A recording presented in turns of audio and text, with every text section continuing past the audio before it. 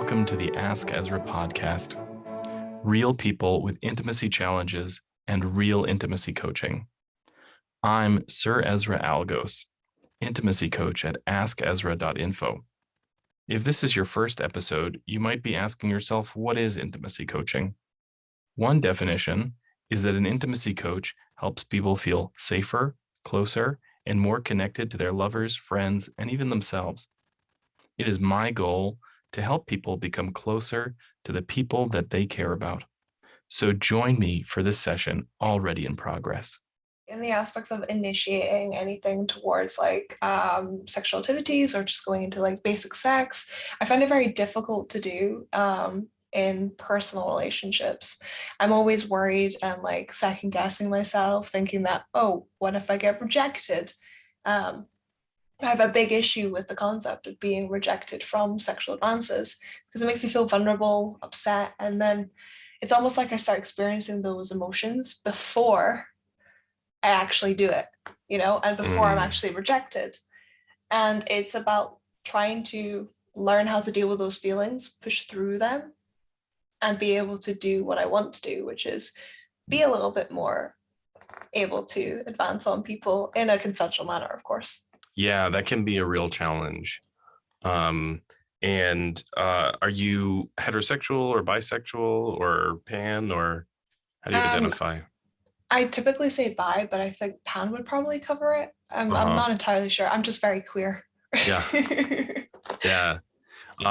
There's a challenge that's really specific to people who are either bisexual or pansexual. And that is that as women, they tend to be advanced upon. And so if you have trouble advancing, like that's not an issue until you have to start approaching women. And now all of a sudden it's like, how do I do the thing? And turns out it was always terrifying. You were just never doing it. I feel like I'm in that awkward, high school age when you're supposed to you start flirting. You're like, oh my God, this boy likes me. And now I'm like, oh my God, this girl likes me. I'm like, I don't know what to do now. Yeah. And it can be really challenging too, because typically we rely on gender roles for, to understand who's supposed to advance. And if people are the same gender, then it's a total mystery, right? And so the best strategy is to just be the one advancing. And if you get advanced upon, then that's great. But and I understand that that's a real challenge for a lot of people. Advancing requires vulnerability. And I always say that if you want to be good at propositioning people, then be good at failing. Be good at losing, because you're gonna lose if you try a lot. And but if trying a lot is how you win too. So so I want to help you get good at being rejected, right? Oh, okay, cool. Yeah. Most people don't think of this as a skill, but it is. It totally is. Okay, so we're gonna do a quick little bit of role play, if that works with you. Yeah, that's fine. Yeah. Okay, I'm gonna proposition you, and you're gonna say no, and then I'm going to handle that very well. Okay. And so there's two advantages to this, right? Being able to accept rejection well means that maybe they'll change their mind later. We're not trying to convince people to change their mind, but if you handle rejection well, then you show people that you're sort of a safe space and that you can handle their no, right? Yeah. And the other part is it's a little bit less scary when we know we're skilled at that, at handling that no, so we know it's not going to be that bad, right? Kat, I was thinking it would be exciting if we just did the rest of this interview naked. How about we get naked? You know what? I'm going to have to pass you up on that one, unfortunately, but thank you for the offer. Oh, okay. Well, thank you for telling me. So I'd like to move on to this fear of rejection topic. Okay. All right. Okay. So that's now, end scene, right? Okay, cool. Yeah. So what I've done, number one, is I've accepted it out loud. I've told you, yes, I accept your no. And then number two, I've changed the subject, right? Another thing that you can do that's really valuable is to reassure the person that you are interested in the relationship still. So if we're friends and I say, okay, well, let's be play partners. And you say, well, I'm not really ready for that, or no, whatever. Then I'm going to say, okay, great. Well, I still want to be your friend. right? Because sometimes people get it in their head that everything leading up to this has been about that proposition. Yeah. And now that it's a no, it's all been in a lie and it's all been an illusion. And we want to reassure people that that's not the case, that we still want to be their friend. We still want to, if we were cuddling and I was like, can I start spanking you? I said, well, okay. Yeah. Well, if you said no, I said, well, I'd still like to keep cuddling you, right? It can still be about the activity. So, all right. So now we're going to flip it around. Okay. You're going to proposition me. I'm going to say no. And I promise I'll say no. So you don't have to worry about making it an unattractive proposition. I promise I'll say no. I'm getting bashful already. Like, this is the thing. I get giddy and I get bashful straight away. And I know it's like, even if it's just like role play, I'm like, yeah, it's a safe space. And it's good to have those feelings, like have those feelings, don't push them away, but have those feelings. And the more we can run through this, the less those feelings are going to be overwhelming.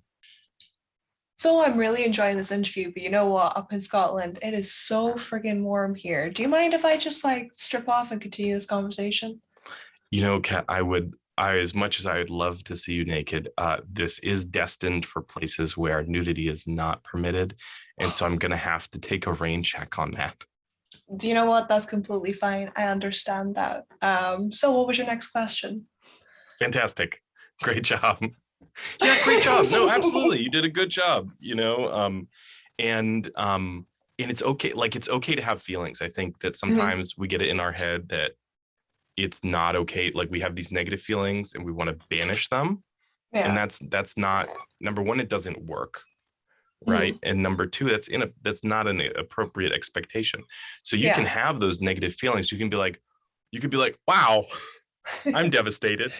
Please allow me to go cry in the corner and I'll return and be your friend later. And the worst thing that we can do is take our hurt feelings and like ask that person to help us deal with them. Right. That's not appropriate. I think it's appropriate to, ask for friends to help with our feelings sometimes. But when the person is the one who helped you feel that way, you need to find a different person, because it kind of feels like, oh, well, you hurt my feelings, make it better. It's not appropriate. So practice that. You can do that with your partner. You can do that with your friends. The more you do it, the easier it feels. I almost say like, get bored of it. Yeah. And then it's not so scary. Hey everybody, it's Ezra. And wow, isn't that exciting? Wouldn't you like to be the next guest on our show? Well, you can. Just email askezra8@gmail.com. And hey, if being on the show is too much and you'd just like to get some private intimacy coaching, that's available too. Now back to our show. Okay, so we practiced being rejected. Now I want to give you the tools to be an expert at propositioning. Okay. Which is the other great side. Yeah. And nothing beats practice. Nothing beats like just doing it to death. And I would actually recommend trying both these things on somebody who you find really attractive. And so that it feels real. So it feels like an actual risk. Yeah. Because the scarier it is, the more we learn. Right. So, okay. So when I proposition people, I use a formula. I call it the conditional ask with explanation. I like this. Go on. Yeah. You might have heard this. If you read the book, the Mindfucking book, I put it in because I couldn't help myself. I'm about 55 pages in. Okay. Loving it, by the way. I can't read for long periods of time, but I'm loving it. I understand. Yeah, you can always get the audiobook and I'll read it to you. Yes, please. Yeah, and I tell people, I'm not liable if you fall in love with me. That's not, I can't control your feelings. So the conditional ask gives permission for people to say no in a pre-approved way. Okay. Right? Like, if you're free later, I was hoping we could play. Right? So now they can say, I'm not free later. So the person who has trouble saying no has something else to say. Okay. If you have the energy, if you're ready, whatever, right? If some condition, and that way they can say this condition is not met. And so it negates that without, and what's also helpful as the asker, Mhm. it gives you an opportunity to remember that it's not about you. Mhm. Rejection is not about you. Like that's something that's really important to understand. And if I say, if you have energy after the 3 scenes that you have planned for tonight, I'd love to play with you. And you say, I don't expect to have energy after 3 scenes. Great. Yeah. It's not about me. It's about the schedule. Yeah. Right. That makes a lot of sense. Yeah. And so it depersonalizes that. So it has sort of serves 2 purposes, because it also, if that person has trouble saying no, they can just say condition not met. Right. Yeah. And then the ask is right in the middle. And then the explanation, right? Conditional ask with explanation. And the explanation is any why, right? So I would say, Kat, if you find yourself in the United States, I would love to play with you because I find you really attractive and you seem like a lot of fun. Okay. Right. So now you can say, I'm not going to be in the United States. Easy no. And it's not about me. Right. And then also, I've told you why I want to do it. And that is the most common question people ask is why. And they may not ask it out loud. Yeah. Right. And so if you use that formula, you're going to get more yeses, and you're also going to get no's that don't hurt as much. I like that. Yeah, because people will use the words you give them. Right. Yeah, I like that a lot. Because I feel like as well, like it gives over the potential feeling of, but what if they're only just saying yes because I've asked? Like it kind of like meets 2 potential worries in the back of my head. And that's quite nice to have that intertwined. Yeah. If somebody is like saying yes out of obligation, that can be really tricky. And what I would say in that case is that you need to build trust. If you can't trust their yes, then maybe maybe you're not ready to play. It's tricky because that can be real, or that can be imagined, and you have to, do some litmus tests. Yeah, figure it out, because if it's real, that you want to respond to that and you want to say, hey, I'm concerned that this isn't an enthusiastic yes, and I want to make sure that you're 100%. And so I don't want to say no for forever. I want to say not yet, and let's work on the friendship, or let's work on the trust. I like that. Yeah, I mean, I remember working on contracts in professional life, and saying like, oh well, I want it to be an airtight contract, and somebody said to me, like, if you don't trust the person, like, why are you doing business? Right.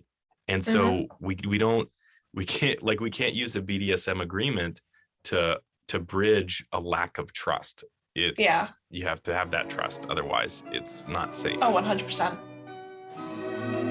Hey everybody, it's Ezra. Do some of these challenges sound like some of the things you've been dealing with?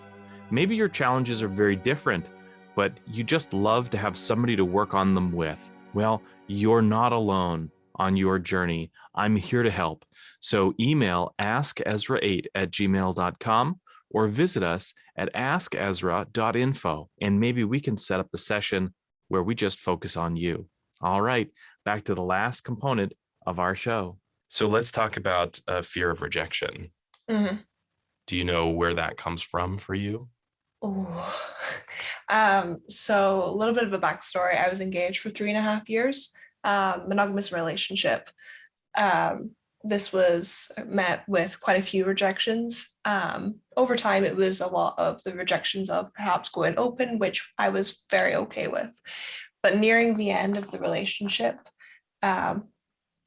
I got a lot of rejection for any and every advances that I would put out. And it would be from, hey, let's go upstairs and cuddle and see what happens, to full on being their dominatrix, goddess want, and getting nothing in response. And this would be over periods of months at a time. So I got hit with so much heavy rejection consistently at a time where I thought I was feeling very good, very attractive. I was getting very successful with work and being self-employed. And there was this constant just, no, I don't want you. And that gave me so much insecurities. It gave me so much hurt. Like it was raw emotional hurt. Like it got to the point, like, when you've tried for like maybe the 15th, 16th time and you've tried that open communication of, hey, I'm feeling rejected. I love you. I want to be intimate with you. And then whenever you try, you don't get a response or an emotional, what you want. You get just no. And it made me feel so unattractive. And I know I'm beautiful. I know I'm very pretty. And it made me second guess everything. And unfortunately, that relationship ended up ending pretty soon afterwards because it's important to me to be intimate with my partners. I hear you. So it almost sounds like there is some trauma around advancing. Yeah. Yeah. And that's real, Mm-hmm. It's important to appreciate components of ourselves, even when they're no longer serving us, right? So right now, it doesn't serve you to be afraid of being rejected, but it did serve you. It was a tool that helped you protect yourself. Yeah. So that's a beautiful part of you. And it's not helpful now. Yeah. So we want to kind of dismiss it if we can, and we'll never dismiss it 100%, right? But we can have it and have it again, and kind of diminish it in its influence in your life. That'd be wonderful. Maybe it's practicing, maybe it's every time that you're intimate with your partner, after it's already started, you could be like, hey, wait a minute, let me proposition you. And it's like a total guarantee you're already started and you're going to get a yes. And so like, it's almost like taking your average between no's and yeses and like shifting it. Right. Yeah. And changing it over. Yeah. And associating it with really positive experiences, loving experiences. Like it's almost like Pavlovian conditioning. You've been given all of these negative experiences around being vulnerable, but now it's preventing you from having intimacy. That would be my suggestion, is to just try it out. Just really really go through it and have as many positive experiences around propositioning as you can. Absolutely. The other thing that we can do is to have approved words. You can have like, okay, if I say, hey, what are you doing later? Right. That means like, I want to be intimate. Yeah. Right. And your partner knows exactly, because what can happen is you can struggle to find the words sometimes. And then it's like really hard to figure out what to say. And your partner doesn't understand that you're being really vulnerable right then. And so they're maybe not as careful as you'd like them to be. Right. So you can have like a signal. Right. Another thing I might encourage you to investigate is because honestly, we have sort of a bedrock to our emotional selves. And that's created in childhood. And so I would encourage you to look at your childhood and say, where were you, feeling rejected, feeling abandoned, and how did that leave you vulnerable for that relationship with a fiance that actually dug you in? So it's trauma on top of trauma, right? I got a little bit of childhood sadness, but it's probably built upon that as well. I didn't have many friends as a child because I was the weird one. So very used to getting a lot of rejection in childhood and moving into adulthood with relationships and stuff. So yeah. Yeah. No, you're pretty right. And no judgment at all. Like my first marriage absolutely reflected the trauma I experienced as a child. So so I've been there. I've really, but I've been able to process a lot of it. Thank goodness. Yeah, being accepted. And I think another thing that's really helpful is to work on what it is that you need when you're having those really tough feelings, right?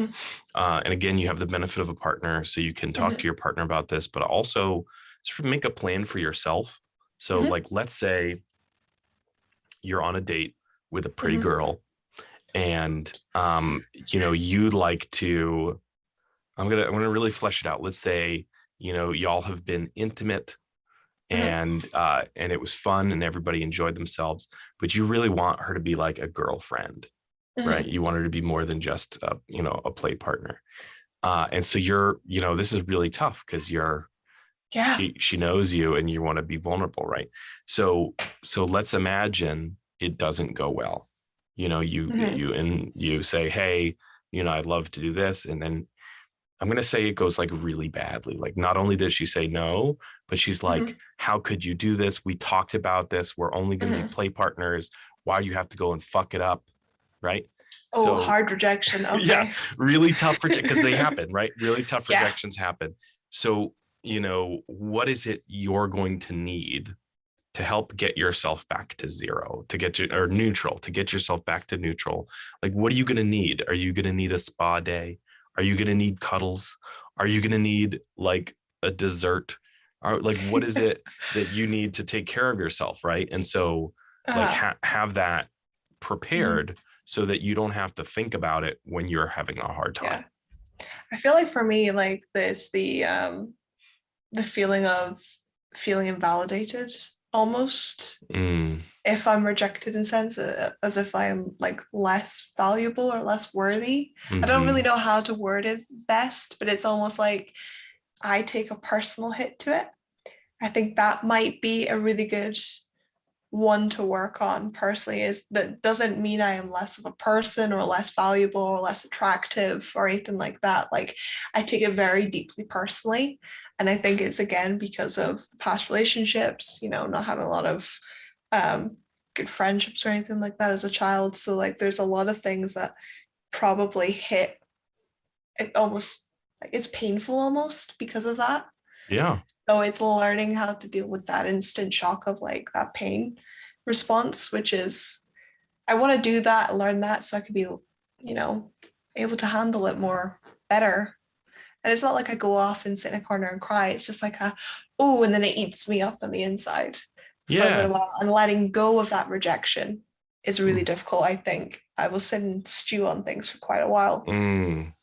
Well, and if you wanted to go into a corner and cry, there'd be nothing wrong with that. Like, that can be part of your self-care. And I heard a really hot word. You said like feeling worthy.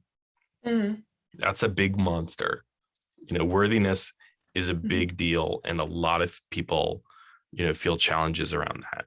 And I think that there's a lot of indicators that can help you feel worthy. A lot of things in your life show you how worthy you are, right? Oh yeah. And so maybe it's talking with your partner. Maybe it's looking at your client list or something and be like, look at all these motherfuckers lining up to talk to me. Maybe that's the time that you check your Twitter and you get to reject all these thirsty dudes that aren't smart enough to pay your fee. So many. So many. But it's a little bit of an ego boost too, isn't it? Yeah. Right. So it's so maybe that's the time. Is it? Reddit's the worst but best place to get an ego boost. I will admit that. Hey everybody, it's Ezra. And wow, isn't that exciting? Wouldn't you like to be the next guest on our show? Well, you can. Just email askezra8@gmail.com. And hey, if being on the show is too much and you'd just like to get some private intimacy coaching, that's available too. Now back to our show. I want to come back to worthiness. And worthiness is a monster that eats shame. It feeds on shame. And so, processing shame is really challenging for a lot of people, but the antidote to shame is empathy. And so when you can share those stories with people that care about you, those stories that sort of are the origin of shame, then you can diminish that shame. Yeah. And I'm not recommending that we do that today. It's a really deep dive for this very public forum. I spent a while on my makeup today. I'd rather not have it. As much as I'd like to see you cry. I'm an ugly crier. I promise you. Better. I'm a dacrophile. I'd love to watch you cry, but that's not for here. That's not for this. This is not about what I want to watch. But no, I would recommend. There's an audiobook that I'm going to recommend to you, and it's called Men, Women, and Worthiness. I'm killing myself that I don't see the DVD on my bookshelf, because I'd love to be like, here it is. Yeah. Let's do it in post. Put it in my hand. Put it in post. All right. Thanks for watching the Ask Ezra podcast. If you enjoyed this episode, share it with your friends on social media. If you would like to review this episode, please do so at Apple Podcasts or wherever you get your podcasts. If you'd like to support the episode, go to patreon.com/askezra. And you can sign up for our mailing list at askezra8@gmail.com. Lastly, if you'd like to find out if intimacy coaching is right for you, visit askezra.info. Thanks for watching, and don't forget to tune in next time.